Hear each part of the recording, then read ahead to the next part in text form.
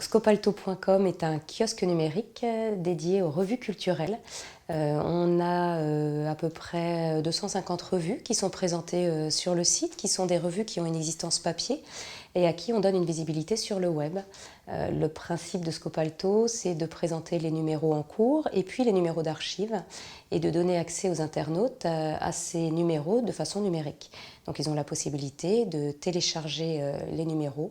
Alors il y en a qui sont consultables de façon gratuite et d'autres de façon payante. L'idée de Scopalto, elle est née d'une passion toute personnelle qui est celle des revues.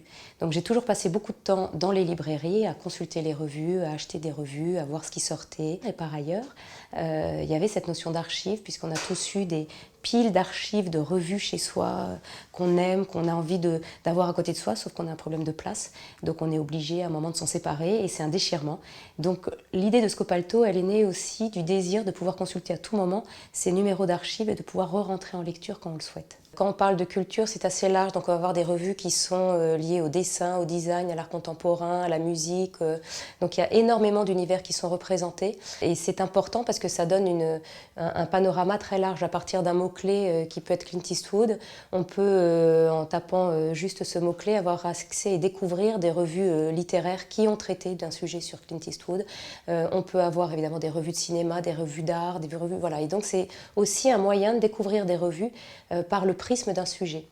Ce qui est important pour nous aussi, c'est à chaque fois qu'on parle d'un numéro, c'est d'indexer des mots-clés de façon assez fine, puisqu'on le fait de façon manuelle. Et donc, quand on parle d'un auteur, d'un photographe ou d'un illustrateur, on a la possibilité aussi de savoir dans quelle revue et dans quel numéro précisément il a signé. Nous avons un développement tout récent qui s'appelle l'Academia Scopalto.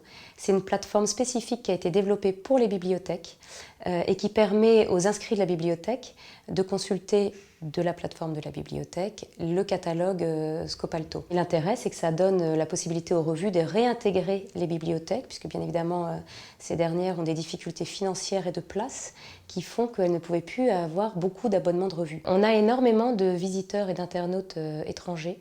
Alors même que le site était uniquement en français, on avait une population qui venait consulter, télécharger, acheter des numéros de façon assez importante. Donc c'est ce qui nous a aussi incité à développer le site en anglais, en attendant évidemment d'autres langues prochainement.